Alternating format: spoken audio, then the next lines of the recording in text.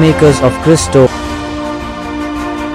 இயேசுவில் அன்பார்ந்த சகோதர சகோதரிகளே, இன்றைய நாளிலே ஆண்டவராகிய கர்த்தர் அருமையான செய்தியை நமக்கு கொடுக்கின்றார். வாழ்க்கையிலே திரு சட்டம், இணை சட்டம், நீதி, முரண்பாடுகள், முறைமைகள், நியமங்கள் இவை அனைத்தும் நமக்கு மிகவும் முக்கியம். கட்டளைகள் என்பது மிகவும் முக்கியம். ஒரு குடும்பம் இப்படி தான் வாழ வேண்டும்னா அப்படி தான் வாழணும், இப்படி தான் நீ செய்யணும்னா அப்படி தான் செய்யணும். இல்லை நான் அப்படி செய்வேன், இல்லை நான் இன்னொரு வழியாக செய்வேன் என்று நீயா உனக்கு ஒரு சட்டத்தை இந்த உலகத்திலே நீ உருவாக்கி கொள்ள முடியாது. நம்ம எல்லாரும் ஆதி மனிதர்கள் கிடையாது. இன்னைக்கு எல்லாம் சட்டம் வளர்ந்துருச்சு. சிவில் லா, கிரிமினல் லா என்பது வளர்ந்துருச்சு. அதனால் நம்ம இஷ்டத்துக்கு நம்ம வாழ முடியுமா? முடியாது. அப்போ ஒழுக்கங்கெட்ட புத்தியும் ஒழுக்கங்கெட்ட நடவடிக்கையும் ஒரு குடும்பத்தை அழிச்சு விடும் தெய்வ பிள்ளைகளை. ஒழுக்கங்கெட்ட புத்தி, ஒழுக்கங்கெட்ட நடவடிக்கை. நான் எப்படி வேணாலும் யோசித்து வாழ்வேன் அப்படின்னு நினைக்க முடியாது. நான் எப்படி வேணாலும் செய்வேன் அப்படியும் நினைக்க முடியாது. Dear brothers and sisters, today the law is very important.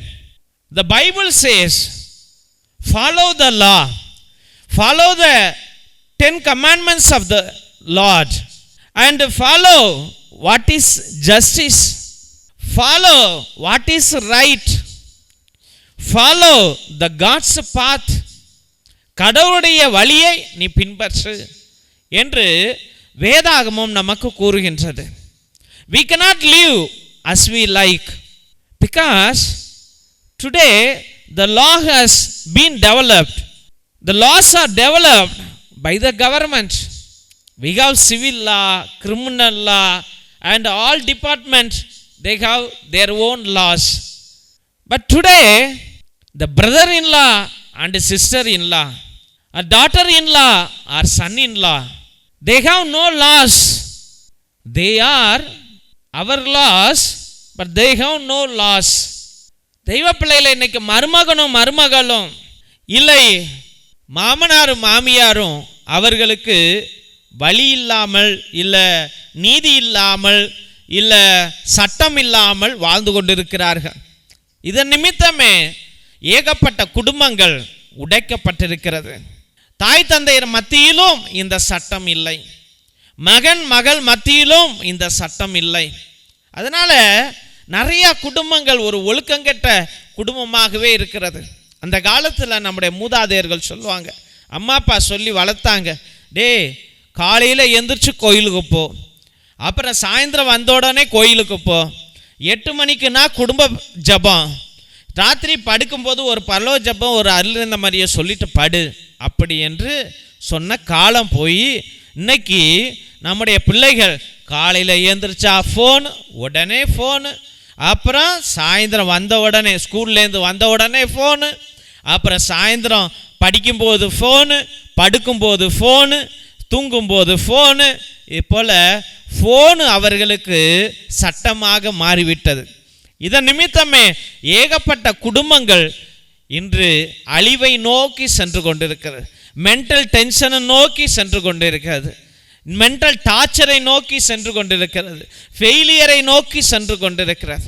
Earlier days, our parents or our grandparents used to tell, morning as soon as get up, go to the church, go for mass, evening after coming, go for the prayer, and 8 o'clock sit for the family prayer, and before sleep recite one Our Father, one Hail Mary, and glory be to the Father. And today it has been changed. Our children, they as soon as they get up, they want to see the phone, they want to see the chatting, and when they come from the school they see the phone, before night they see the phone. எல்லாம் மாறிவிட்டது தெய்வ பிள்ளைகளை. என்ன செய்ய போகிறோம் என்று தெரியாமல், அறியாமல், புரியாமல் இருக்கிறோம். தெய்வ பிள்ளைகளே, ஒரு சிறிய கதையை உங்களிடம் பகிர்ந்து கொள்ள விரும்புகின்றேன். ஒரு ஊரில் ஒரு பிச்சைக்காரன் இருந்தான். அந்த பிச்சைக்காரன் என்ன செஞ்சான், அனுதினமும் பிச்சை எடுப்பான். அம்மா சோறு போடுங்க, அம்மா காசு போடுங்க, அம்மா காசு போடுங்க அப்படி என்று பிச்சை எடுத்து கொண்டு இருந்தவன் அவன் வாழ்க்கையே வெறுத்து போனான். சரின்ட்டு ஒரு நாள் அவன் பிச்சை எடுத்த காசில் அவன் ஒரு லாட்ரி சீட்டு வாங்கினான். அந்த லாட்ரி சீட்டில் அவனுக்கு 10 கோடி ரூபா ப்ரைஸ் விழுந்துருச்சு. அந்த 10 கோடி ரூபாயை ப்ரைஸ் விழுந்த உடனே அவன் செஞ்சான், நம்ம இந்த நாட்டில் இருக்கக்கூடாது, நம்ம வெளிநாட்டுக்கு போயிடணும், அங்கே போய் சொத்துக்கள்லாம் வாங்கி நல்லா ஜாலியாக இருக்கலாம் அப்படி என்று நினைத்து அவன் என்ன செய்தான், அவன் சொத்தெல்லாம் எடுத்துக்கிட்டு வெளிநாடு போய் அங்கே சொத்துக்களை வாங்கி நல்ல ஜாலியாக இருந்தான். அப்போ மீதி இருந்த காசுக்கு ஒரு மேனேஜரை போட்டு, ஒரு பிஸ்னஸ் எக்ஸ்பர்ட் பர்சனை போட்டு, நீ இந்த காசெல்லாம் மல்டிப்ளை பண்ணு அப்படி என்று சொல்லி அவன்கிட்ட கொடுத்தான். அவன் அனுதினமும் அதை அப்படியே மல்டிப்ளை பண்ணுறான். அப்போ இவன் பல கோடிகளுக்கு அதிபதியாக ஆகுகிறான்.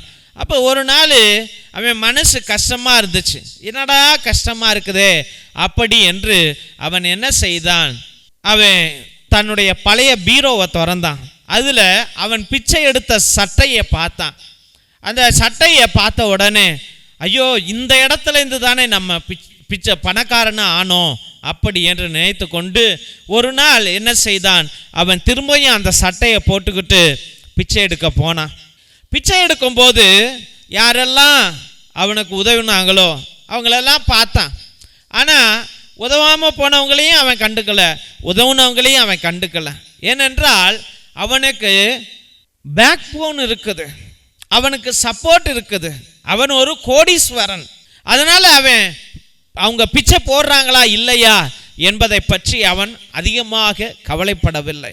இதுவே அவன் பிச்சைக்காரனாக இருந்த பொழுது தெய்வ பிள்ளைகளே அவன் மிகவும் கஷ்டப்பட்டான். அம்மா போடுங்க, அப்பா போடுங்க, 1 ரூபாயாவது போடுவீங்களான்னு அவன் தவித்தான். ஆனால் 2வது பிச்சைக்காரனாக அவன் மாறிய பொழுது ஒருத்தனே அவனை கண்டுக்கல. போட்டாட்டி போ, ஜஸ்ட் ஒரு எக்ஸ்பீரியன்ஸுக்காக நான் வந்தேன் அப்படி என்று அவன் நினைத்தான்.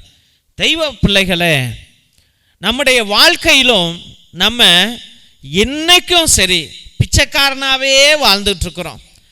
நம்ம என்னைக்கும் ஐயோ இது நடக்குமா நடக்காதா, பிச்சை போடுங்க, இதை உதவி செய்யுங்க, இதை செஞ்சு கொடுங்க, அதை பாருங்க, இதை பாருங்க அப்படி என்று பிச்சை எடுக்கிறவர்களாகவே வாழ்ந்து கொண்டிருக்கின்றோம். ஆனால் நம்ம எதை நினைக்க மறக்கின்றோம் என்றால், நம்மை படைத்த தேவன் உன்னத தேவன், நமக்கு ஒரு பேக் போனாக இருக்கிறார், நமக்கு ஒரு சப்போர்ட்டாக இருக்கிறார்.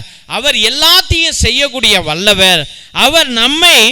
அவர் தாங்குவார், அவர் ரட்சிப்பார், அவர் காப்பாற்றுவார், அவர் சுகமாக்குவார், கடன்களை தீர்ப்பார், திருமணத்தை செய்து வைப்பார், செய்வினைகளை அகற்றுவார். நம்ம எதற்கும் பயப்படவே தேவையில்லை அப்படி என்ற உணர்வுகள் நமக்கு அல்ல.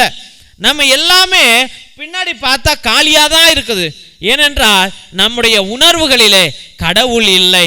எவ்வளோ பெரிய தந்தையானவர் என் பின்னாடி இருக்கிறார், அவர் எனக்கு சப்போர்ட்டாக இருக்கிறார், நான் ஏன் கவலைப்படணும்? நான் கவலையே பட மாட்டேன். என் தேவன் அனைத்தையும் நிறைவேற்றி வைப்பார், அற்புதங்களை செய்வார், எல்லாமே நல்லதாக நடக்கும், இனிமேல் துக்க காலங்கள் என்னை அணுகாது, நான் வெற்றி அடைவேன் என்ற வாக்குறுதி உனக்குள்ளா ஏன் இல்லாமல் போகிறது? ஏன் ஒவ்வொரு நாளும் உன்னுடைய மனமும் உன்னுடைய பயமும் உன்னுடைய புத்தியும் நீ பிச்சை எடு பிச்சை எடு பிச்சை எடு என்று அடுத்தவனை பார்த்து பயப்படுற, கெஞ்சிற, பிச்சை எடுக்கிற, அவதிப்படுற, அல்லல் படுற, கண்ணீர் விடுற? தெய்வ பிள்ளைகளே, கலங்காதே, தவியாதே, நான் உன்னோடு இருக்கிறேன் என்று கடவுள் சொல்லுகின்றார். கடவுள் சொல்லுகின்றார், நான் சட்டத்தை உடைப்பதற்காக அல்ல, சட்டத்தை நிறைவேற்றுவதற்காக வந்தேன். என்ன சட்டம்? ஆதி ஆகமத்திலிருந்து ஒரு இரட்சகர் வருவார், இரட்சகர் வருவார், இரட்சகர் வருவார். அதை நிறைவேற்றதான் தேவன் வந்தார்.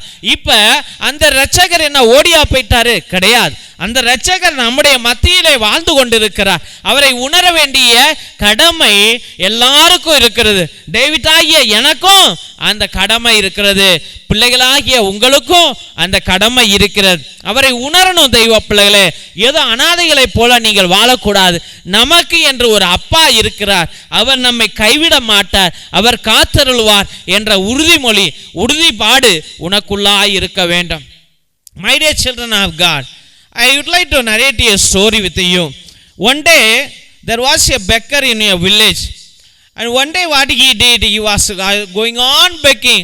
Nobody was putting money, and he was keeping on begging everybody, please give me some food, please give me some money, please give me 1 rupee, like that. He got fed up with begging. He was not at all happy in the way of his begging, because the people did not help him.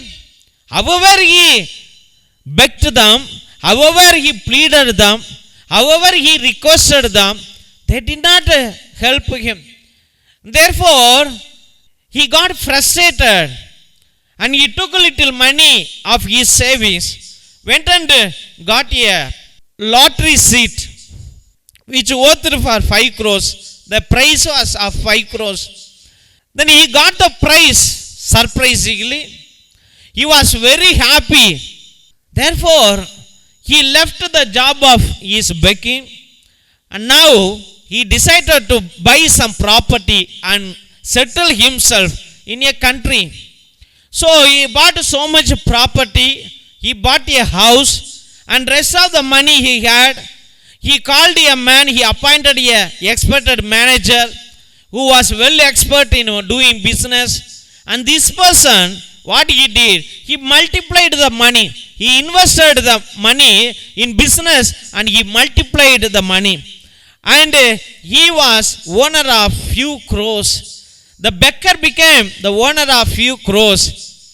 And as the days were going on, one day he felt sad. And while he was walking in the room, he saw his old bag. In the bag he saw his old begging shirt, the shirt which he used for begging. So he decided, okay, let me go and experience before my begging and after becoming as a richest person. Let me go and beg. Let me have the same experience like that. So he went and begged in the street. Some people helped, some people did not help. He begged for 2-3 hours, but nothing. He had no feeling. Just if they want to give, let them give, or let them go. Like that he thought. Because now he had support. He had lot of money. So he is not worried about his future. Whereas in the first begging, he was worried about the future. He was worried about the food. He was worried about his days. Dear friends, later he never worried about anything because he had lot of money. In our life also, like a first beggar, we always beg to everybody. We beg to our relatives, or the government officers, or the doctors, or so many people in our life. We keep on begging, we keep on requesting, we keep on humbling, we keep on humiliating ourselves. We are still beggars. We remain as beggars in this life, my dear friends.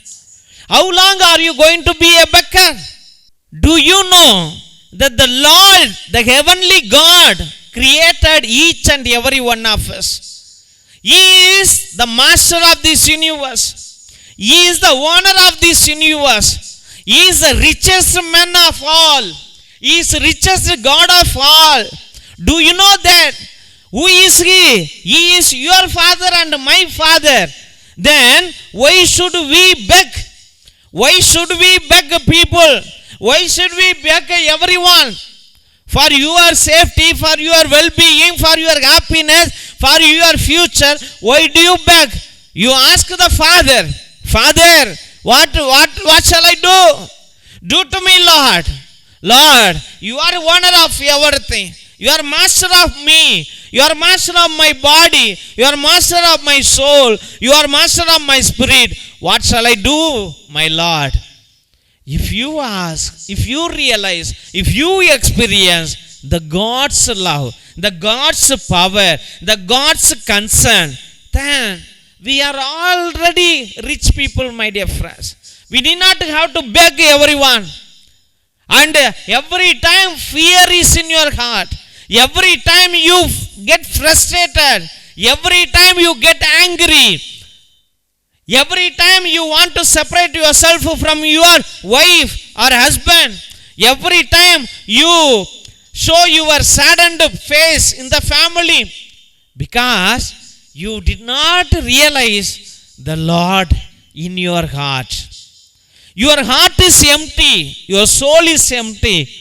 You are still behaving like a beggar person. You are filled with the fear. That is the reason you are not be able to lead a happy life. You are not able to lead a happy life. You are not able to show your happiness to the family. If you are not happy, if God has not filled your heart, lust and sin has conquered your heart. Lust and sin, money and sin, or illegal relationship and sin has conquered your heart. கடவுள் உன் உள்ளத்தில் இல்லை என்றால் தகாத உறவுகளோ இல்ல பண ஆசைகளோ இல்ல மோக ஆசைகளோ இல்ல வெறுப்பு தன்மைகளோ உன் வாழ்க்கையிலே அடிமையாக நீ அதற்கு அடிமையாக நீ வாழ்ந்து கொண்டிருக்கிறாய். அது உன்னை ஆட்சி செய்து கொண்டிருக்கிறது என்பதை நினைவு கொண்டு நாம் அனைவரும் ஆண்டவரையே நம்பி அவர் சட்டத்தை பின்பற்றி வாழ்வோம். ஆமென். திருசிலுவை ஆசீர்வாதத்தை பெற்றுக்கொள்வோம். தந்தை ஆசீர்வாதத்தின் திருசிலுவை, திருசிலுவை உனக்கும் உன் குடும்பத்திற்கும் வெளிச்சமாய் இருக்கிறது. நரக சர்ப்பம் உனக்கு அதிபதியாக வேண்டாம். சாத்தானே அப்பாலே போ. அபத்தங்களை இப்பிள்ளைகளுக்கு போதிக்காதே. நீ கொடுப்பது தீது, நீயே அந்த நஞ்சை உட்கொள். நற்கருணை ஆசீர்வாதத்தை பெற்றுக்கொள்வோம். எல்லாம் அல்ல இறைவன் தந்தை, மகன், தூய ஆவியார் உங்கள் அனைவரையும் ஆசீர்வதித்து வழி நடத்தி காத்தருள்வாராக. ஆமென், ஆமென், ஆமென்.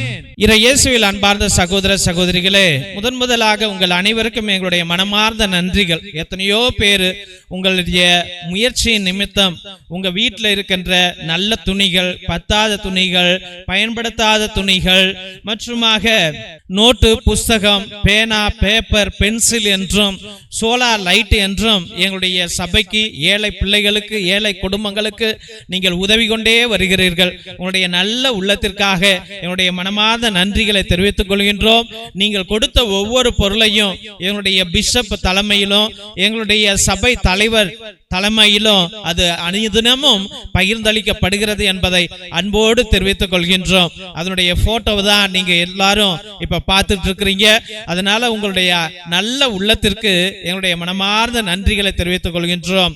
மற்றுமாக உங்களால் முடிந்த அளவுக்கு உங்களுடைய உற்றா உறவினரிடம் சொல்லி கூட இந்த பழைய துணி, பத்தாத துணி, பயன்படுத்தாத துணிகளையும் மற்றுமாக ஏதாவது நோட்டு, பேனா, புஸ்தகங்களை கூட நீங்கள் தொடர்ந்து அனுப்பும்படியாக அன்போடு வேண்டுகின்றோம்.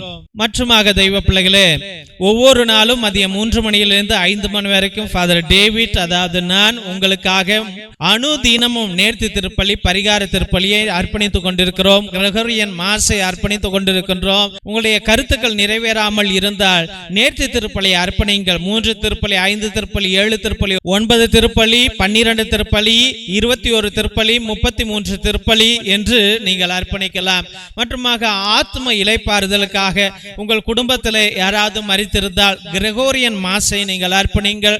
எங்கள் சபையில குருக்கள் இருக்கிறார்கள். ஒருவேளை உங்களுக்கு அர்ப்பணிக்க வேண்டும் என்று நினைத்தால் 30 நாட்கள் உங்களுக்காக கிரகோரியன் மாஸ் ஒரே குருவானவர் ஜெபிப்பார், திருப்பலியை அர்ப்பணிப்பார். அதனால் நீங்கள் உங்களுடைய திருப்பலி கருத்துக்களை தயவு செய்து அனுப்பும்படியாக அன்போடு வேண்டுகின்றோம். மற்றுமாக மிரக்கல் ஆயில் எத்தனையோ நோய்களை வலிகளை அகற்றுகின்றது. இது ஆஸ்மாவிற்கு, நெஞ்சு வலிக்கு, வயிற்று வலிக்கு, முழங்கால் வலிக்கு, தலைவலிக்கு அனைத்திற்கும் பயன்படும். இதையும் நீங்கள் வாங்கி பயன்படுத்தும்படியாக, எல்லா நோய்களையும் சுகமாக்கும் வல்லமையுடையது. இதை நீங்கள் வாங்கி பயன்படுத்தும்படியாக அன்போடு வேண்டுகின்றோம். இரத்தத்தின் விடுதலை ஜப புத்தகம் இது ஆதி காலத்தில் நம்முடைய மூதாதையர்கள் செபஸ்தியா தகடு, அந்தோனியா தகடு எழுதுவதற்காக பயன்படுத்திய கட்டு ஜபங்கள் உடையவை. இது எங்கேயும் கிடைக்காது. தெய்வ பிள்ளைகளே, இதையும் நீங்கள் வாங்கி பயன்படுத்துங்கள். செய்வினைகளை அகற்ற, கட்டுகளை உடைக்க, குடும்பம் வளர்ச்சி அடைவதற்கு, குடும்பம் சுகம் அடைய இதை நீங்கள் வாங்கி பயன்படுத்தும்படியாக அன்போடு வேண்டுகின்றோம். மற்றுமாக தெய்வ பிள்ளைகளே, ஒவ்வொரு நாளும் இந்த ஜப வழிபாட்டில் ஈடுபடுவதற்காக நன்றி. உங்களுடைய கருத்துக்களை அனுப்புவதற்காக நன்றி. இந்த சேனல் கடவுளுடைய சேனல். உங்களுக்காக ஒரே நேரத்தில் எல்லா ஜபங்களையும் அர்ப்பணித்து பெயர்களை சொல்லி சொல்லி அர்ப்பணிக்கின்றோம். தயவுசெய்து உங்களுடைய கருத்துக்களை அனுப்புங்கள். இந்த சேனலை சப்ஸ்கிரைப் பண்ணுங்க, இதை ஷேர் பண்ணுங்க, இதை வளர்த்து விடுங்க. இது கடவுளுடைய காரியம். இதை நீங்கள் வளர்க்கும்படியாக மற்றவர்களிடம் சொல்லி இந்த ஜபத்தில் பங்கு கொள்ள அவர்களை கேட்டுக்கொள்ளும்படியாக அன்போடு வேண்டுகிறோம். Praise the Lord. God bless you all.